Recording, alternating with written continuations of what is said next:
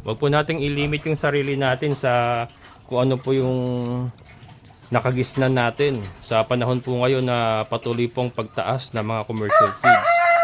Kailangan po nating mag-innovate, mag-imbento ng mga pamamaraan na kung saan makakatipid tayo pero hindi po makakompromise ang kalusugan ng ating mga alagang baboy. Again, native pigs po, isa po sa magandang hanap buhay. Lechon business is very big. Napakalaki pong industriya mga kabukas ng lechon. So yan, hindi po tayo mawawalan ng market sa native pigs.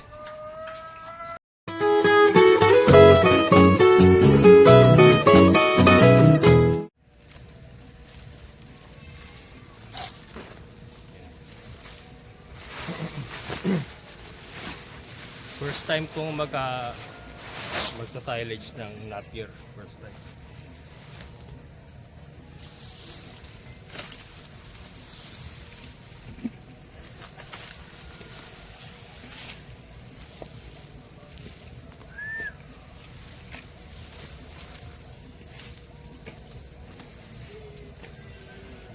Nick.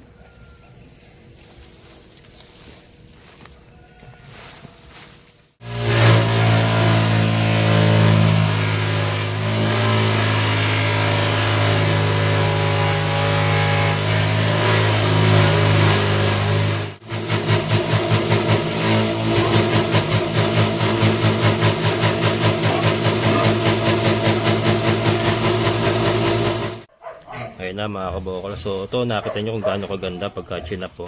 Pinong-pino mga kabokals.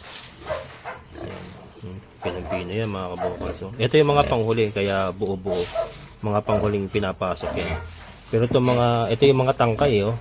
Ito yung mga tangkay mga kabokals sa mga pino na ito. Ito na mga kabokals.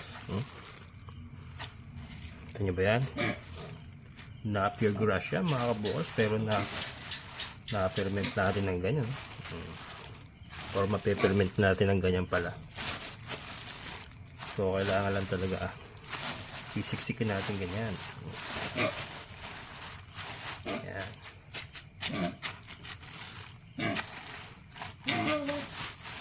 Yan mga kabo.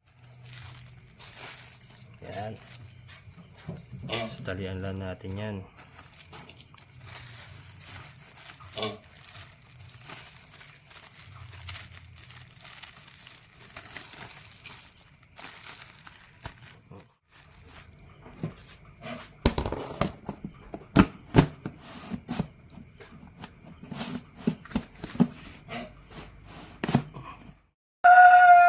Ngayon naman mga kabokals, ipapakita ko sa inyo yung finished product ng ating fermented Napier grass. Nakita nyo naman, bawas na mga kabokals, halos maubos na natin yung isang drum. Yan, yan siya mga kabokals. So, ngayon na po ang ating fermented Napier grass. So ngayon ay ipapakita ko sa inyo kung paano po natin ipinapakain sa ating mga baboy. At ipapakita ko rin po na ang ating mga baboy ay talagang kinakain po yung ating fermented Napier grass. Yan sila mga kabukals. Magpapakain tayo ngayon ng fermented Napier grass. So kung napanood niyo po yung ating pagpapakain ng fermented Madre de Agua, pares lang po. Dalawang takal na ganito sa isang balde. Tapos lalagyan natin ng darak sa palay. So gumagamit nga po tayo ng plastic. Hindi tayo gumagamit hindi po tayo gumagamit ng mga stainless, aluminum na pang scoop yung mga sandok, ganyan. Kasi papatayin po niya yung mga probiotics. Ito po ay na-ferment natin ng wala pang isang buwan, kulang isang buwan mga kabokals kasi kinailangan ko na kasi wala na tayong fermented Madre de Agua na ferment na at least 3 weeks. So kaya ito, 3 weeks lang po ito mahigit.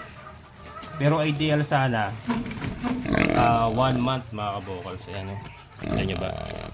1 month sana. Pinakamaganda.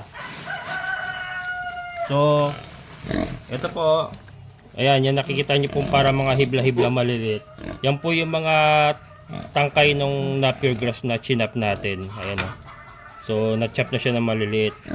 So, normally, pag binibigay lang natin to ng buo lang yung Napier, yung mga, ano na yan, mga sanga-sanga na yan, hindi na nila kinakain yan. Natitira yan, parang kinakatas lang nila. Parang tubo lang na sinisip-sip lang nila. Pero ito, naisasama natin. At yan, makikita nyo mamaya mga kabukas na pati yan ay kakainin nila. So yan. So ito nga po, isang ganito. Tapos mag-scoop pa tayo ng isa pa.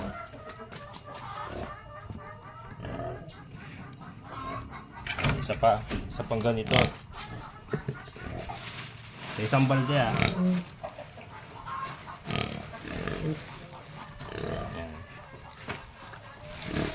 bango.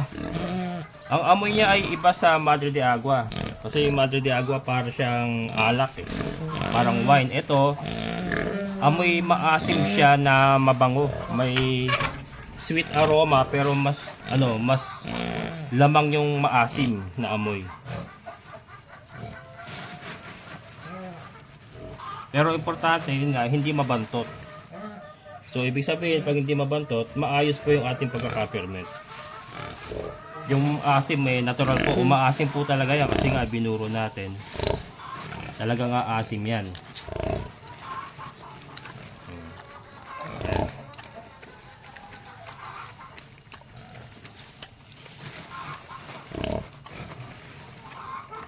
Ayan siya.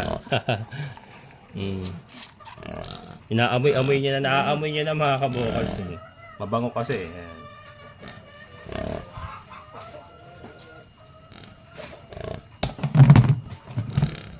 Ito.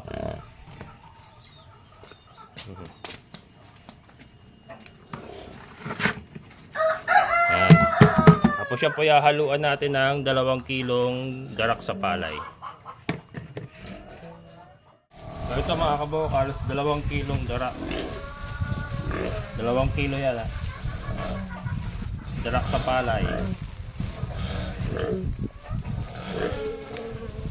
Ayan. And then sasabawan natin.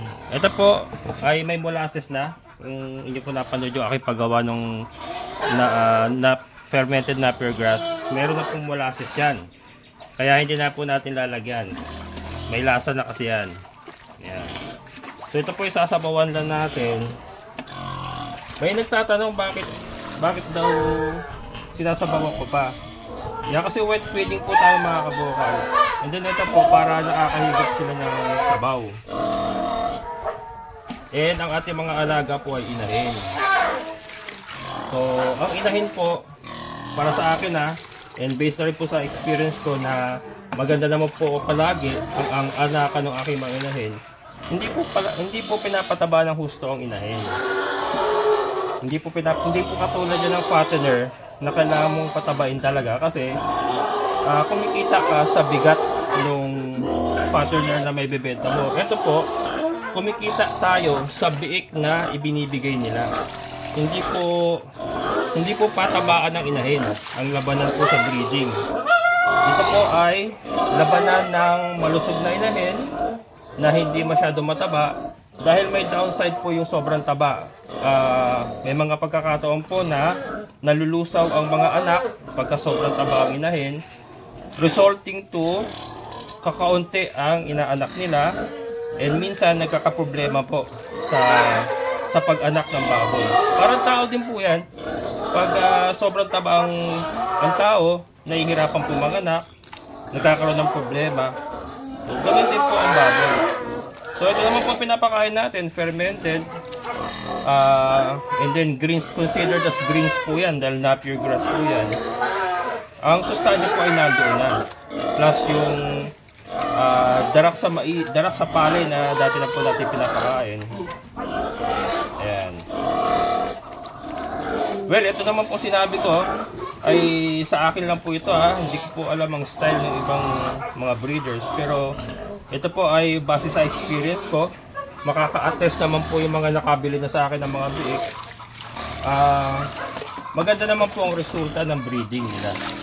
And doon sa mga dati na sa channel ko, kung napapanood nyo po yung mga pag-anak ng ating mga inahin, ay maganda po ang numero ng kanila ibinibigay na anak.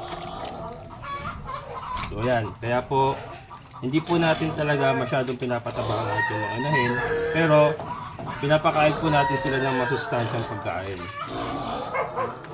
And kung mga po ganito, greens, Madre de Agua, talagang hindi po masyadong tataba ang baboy sa ganito. Parang tao po yan, vegetarian. Vegetarian po. Pero totoo naman, vegetarian naman talaga. Ang tao, kahit kumain ng gulay, hindi naman nananaba ng gusto, di ba? Pero malusog. Parang ganun din naman po sa baboy. Well again, sa akin lang po yun ha. Hindi po tayo eksperto. Pero yun po ay base sa experience ko.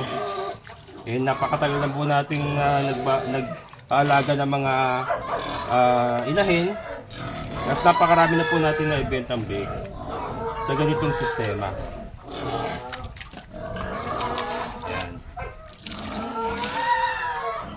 Ayan. Ito po ay irarasyon na natin sa kanilang lahat. Ayan. Nag-iiyakan na.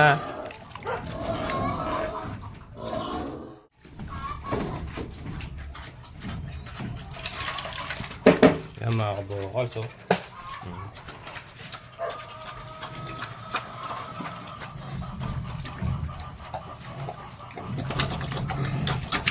Yan, ganyan po ang ating sistema. So, nakita nyo naman. Ayan o. Inangata niya. Inangata niya talaga yung fermented Napier grass. So, mas madali po yung pagngangata nila ngayon kasi nga na-ferment na, lumambot na yung damo. Unlike sa fresh na talagang matigas. Kaya nahirapan silang ngat-ngatin. So, ang nangyayari po, pagka fresh natin binigay, kinakatas lang nila, parang ginagawa nilang tubo. Sinisip-sip lang nila yung katas. Pero ito po, gawa nung na-ferment na, lumambot na, ay nakakain na po nila lahat. Ayan. And then, yun nga po, sumisip-sip siya ng sabaw, kaya po masabaw yung ating pinapakain. Ayan. Importante rin po kasi sa inahin yung marami po siyang nasisip-sip na sabaw palagi. Gawa nung kalaunan po, pagka yan po yung anak, magpapadede yan. So isa rin po yan sa teknik ko para po pag oras ng anakan, malakas po ang gatas nila. Napaka-importante po nung malakas ang gatas sa paglaki po ng mga biik. Kasi ang mga biik po, on their first 2 weeks talagang hindi pa po kakain yan ng feeds. So nakadepende po yan sa gatas. So pag ang gatas ng inahin nyo ay mahina, mahina rin po ang paglaki ng mga biik. Ayan o. Diba? So sila nga po ay pantay-pantay pong rasyon nila.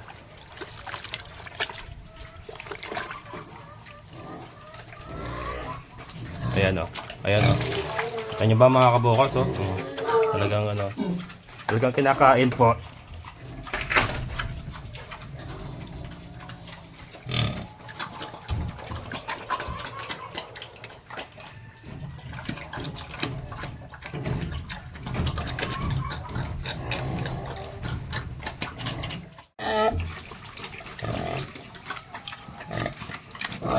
Ayan. Alam po si Kimberly.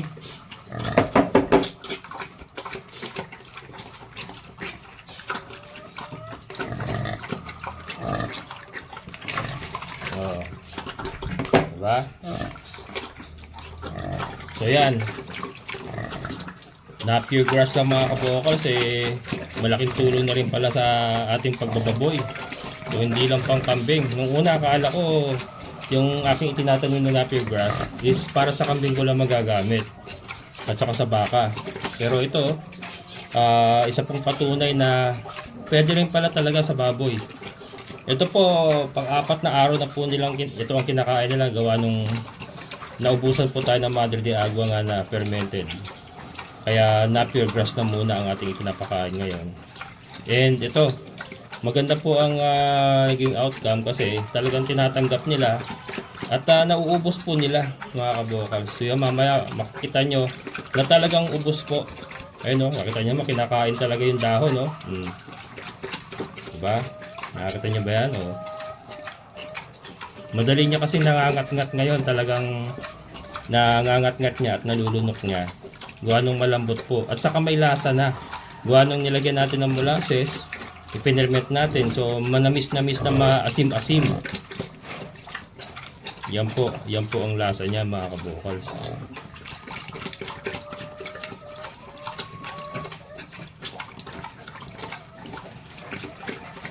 Sarap na kumain, di ba? Minsan masarap din maging baboy, no? yan lang, damo lang, saka darak sa palay, solve na.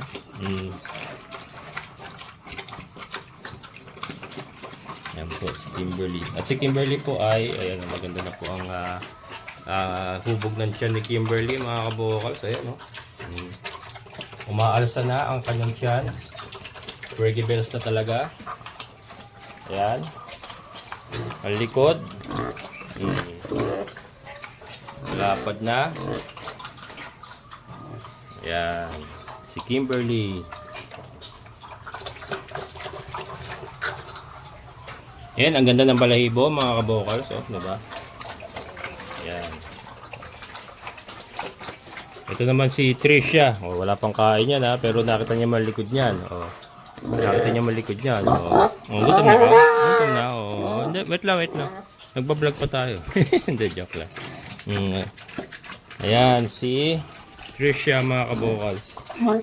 Ito na. Sa'yo na. Oh, si Trisha naman daw mga kabokals.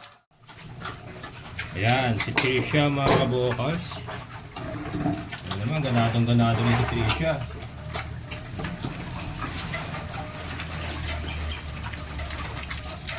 Maklap po maklap.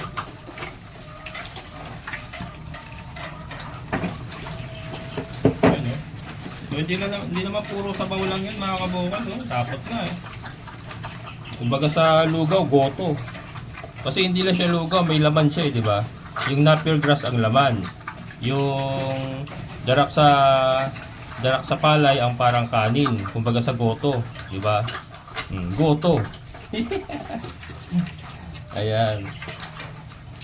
Kanya mo paano kumain si Trisha. Ayan. So yun oh, umihigop siya ng sabaw mga kabokals. Oh. At yung sabaw na hinihigop niya ay ano yan, kargado ng probiotics siya kasi ang ganda nung pagkaka-ferment nga natin, di ba? Again, hindi po lahat ng piniferment mga kabokals ay may probiotics ha. So titignan nyo rin po kung yung inyong pinerment ay mabantot na amoy bulok, amoy utot. May problema po yun mga kabokals. Pero pag ang pinerment nyo mabango, yung mayroon siyang sweet aroma na medyo maasim ang dating, ayun, maganda pong pagkaka-ferment noon. At saka siyempre yung appearance. Yung appearance niya maayos, walang uod. Minsan kasi pagka sumabla yan, inuuod yan, nabulok eh. Nangingitim, yan. Yun yung mga sinyalis po na may problema po yung pinermet nyo.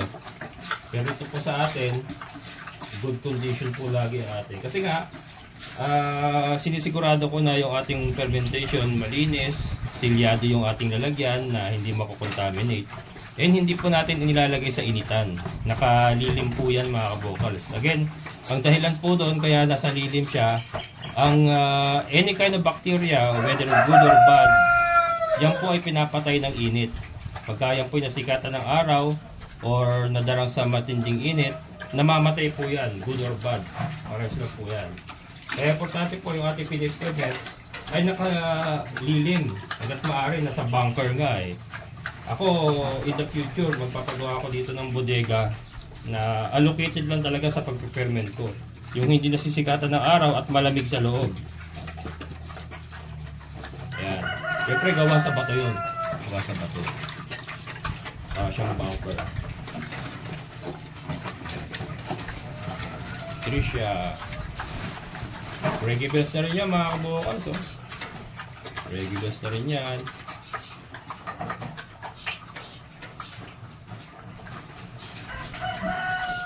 So, ang pag-breed po ng baboy mga kabukal, so isa sa pinakamadaling gawin in terms of feeding system. Kasi nga dito, gaya ng sabi ko, hindi mo naman kailangan silang patabain. Wala kang hinahabol na timbang dyan. Wala kang hinahabol na taba. As long as healthy sila, malusog, hindi nagkakasakit, okay na yon. And then syempre makikita mo yun sa resulta ng anak nila. Ngayon kung ang baboy mo umaanak lang ng 2, 3, tapos mahina pa, yun may problema. Pero ito nga sa atin, kung kayo po yung nakasubaybay sa akin, nakita nyo naman po malulusog yung ating mga biik. Very minimal po yung ating casualties or yung ating namamatay. And nakapagbebenta po tayo. Hanggang sa pagbebenta po, pinapakita ko yan doon sa mga bago sa channel ko. From date of birth up to selling of the pigs, pinapakita po natin yan. Para documented po, para isang patunay na yung sistema pong ginagawa natin dito ay gumagana. Hindi lang po yung sinasabi lang natin. Meron po tayo mga example na pinapakita. So, doon sa mga bago sa channel ko, baka hindi nyo po naiintindihan sa ngayon yung mga sinasabi ko. Pero yun, backdate lang po kayo sa mga videos ko. Lahat po yan, simula sa panganganak hanggang sa pagbebenta po ay pinapakita ko yan. Para po lalo nyo ma-picture na ganito pala gumagana yung breeding ng baboy, native pigs. Yeah, marami pong negosyo kasi ang native pigs mga kabukals. Pwede po yung ito ginagawa natin is breeding nga. Breeding po ng mga biik na pambenta. O pwede rin po kayong dumiretso sa panglitsyon. Litsyon business or yung litsyon industry is very big. Kinukulang pa po tayo sa supply ng mga panlitsyong baboy mga kabukals. So napakalawak po talaga ng industriya ng native pigs. So, isa po ito talaga sa magandang hanap buhay. Gawa nung, ayan o, napier grass o. Napier grass lang, ferment mo. Lagyan mo ng darak. Solve na ang problema mo sa pakain ng iyong mga alaga. Rebounce mga kabukals, rebounce. Ubus na o. Ubus mga kabukals o. O, kita nyo ba? Kita nyo ba yan? Bounce. Yan, kumbaga sa basketball, rebounce. Ganda ng katawan ni Kimberly mga kabukals. So sakto-sakto lang. Saktuhan lang yung ganyang katawan. Si Trisha ganun din, oh. Yan. Basha, on the way to recovery din si Basha. Yan po kasi, kaya nahuli pong katawan niya kasi yan po yung huling nanganak. Huli pong nakapagbenta ng kanyang anak. Kaya on the way to recovery pa lang po siya. Pero itong dalawa, fully recovered na ito. Ayan. Pero lahat po yan may sampa. Itong dalawa na to, nauna to. Ayan, nauna yan. Si Basha, nasampahan na rin yan. Pero on the way to recovery, pa rin siya. Pero ayan, malakas naman siya kumain. Diba?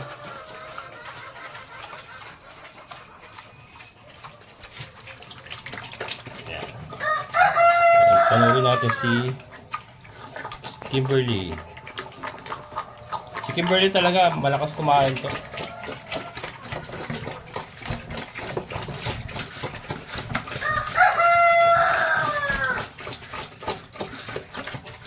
Oh, di ba ubos na yung dahon, no? Yung talagang napier, oh. Ubos na. Yun pa. Ang sarap tignan, di ba? Sarap tignan pagka ang alaga mo malakas kumain, tapos ang pinapakain mo sa kanila ganyan lang, hindi ka masyadong gumagastos na malaki, pero masustansya, diba? Masustansya mga kabukals, kasi nga fermented. Iba kasi ang fermented mga kabukals kumbaga yung napier grass, masustansya na yan kasi mataas ang protina din yan. Ang Madre de Agua, ganun din. Mataas ang protina, mataas ang calcium content. Tapos pinerment mo pa, maganda yung pagkaka-ferment mo, sabi ko nga, again, ulitin ko, as long as maayos po ang pagkaka-ferment, meron pong probiotics yan, sigurado yan. May build up po ng probiotics yan. As long as maayos po ang pag-ferment. And at least 1 month nga ang pinaka maganda dyan, mga kabukals. 1 month bago nyo ipakain. Para talagang yung fermentation, kumbaga natapos na, nagpapadami na lang ng probiotics yan. Yan pa, kasi pag sobrang aga, let's say 1 week pa lang, pinerment mo, di ba? Tapos 1 week pa lang pinakain mo na, halos wala pa pong fermentation na nangyari doon, mga kabukals. Kasi ang fermentation, nangyayari po yan sa tagal po ng pagkakaimbak nung mga greens na pinerment mo. Hindi ko mo pinerment mo ngayon, bukas meron na pong fermentation na nangyari. Hindi po ganun yun. It takes time, sabi nga, sabi ng mga English. It takes time, mga kabukals. Yan. Doon nga sa mga nababasa ko, ang ideal nga daw po is 3 weeks. Pero ako, ginagawa ko 1 month at least. 1 month pataas. Yan ang pinakamaganda. Yan. Kaya nga yung mga Madre de Agua natin dyan, kasi nakaka 1 week pa lang mahigit, hindi pa po natin magamit yan. Kaya nga ito, napier grass lang muna yung ating ibinigay. Kasi ito na po yung naka 3 weeks mahigit eh.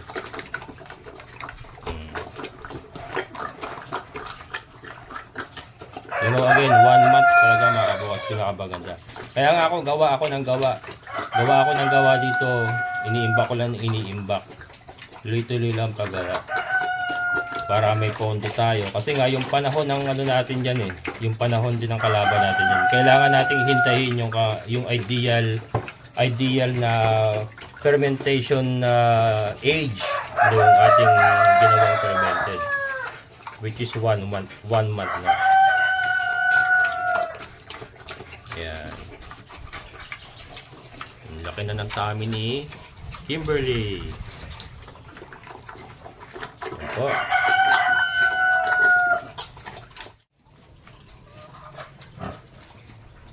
Ayan mga kabukals, nakakita nyo naman. Halos ubos na.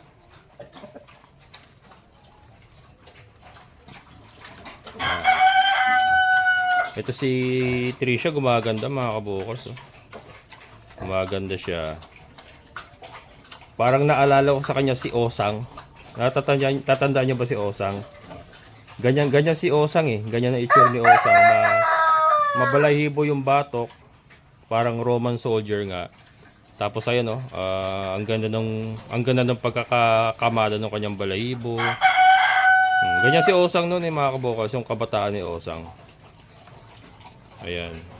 Doon po sa hindi nakakaalam sa mga bago sa channel ko, si Osang po yung pinakaunang native pig ko. Doon po sa dati kong area sa San Jose del Monte. Ayan. Unfortunately, tinamaan ako na ESF kaya naubos sila doon. Pero ito, kaya nga naalala ko si Osang kay Tricia. Ganyan kasi ang ganyan na itsura ni Osang.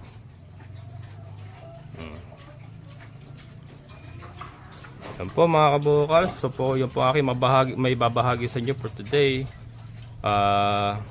Wag po nating ilimit yung sarili natin sa kung ano po yung nakagisnan natin sa panahon po ngayon na patuloy pong pagtaas ng mga commercial feeds. Kailangan po nating mag-innovate, mag-imbento ng mga pamamaraan na kung saan makakatipid tayo. Pero hindi po mako-compromise ang kalusugan ng ating mga alagang baboy. Again, native pigs po, isa po sa magandang hanap buhay. Lechon business is very big. Napakalaki pong industriya mga kabukals ng lechon. So yan, hindi po tayo mawawalan ng market sa native pigs. Ayan mga kabukals, maraming salamat sa inyong muling pagsama. Shoutout po kila Sir Amy, Ma'am Dora, Elaine and Rick, and kay Ma'am Lyra and family, kay Tita Seni. Ayan, maraming salamat po. Sobrang nabusog po kami. At maraming salamat po sa inyong pagtanggap sa amin. Ayan. So, And syempre sa lahat ng mga solid kabokals, maraming salamat sa inyong patuloy na suporta and sa ating kaibigan po ni Sir Boyet. Sir, thank you so much. Ayan, so muli itong yung kabokals farmer, nagsasabing sabay-sabay tayong mangarap, magsikap at kumilos, siguradong ulad ang ating amazing na buhay. Bye-bye!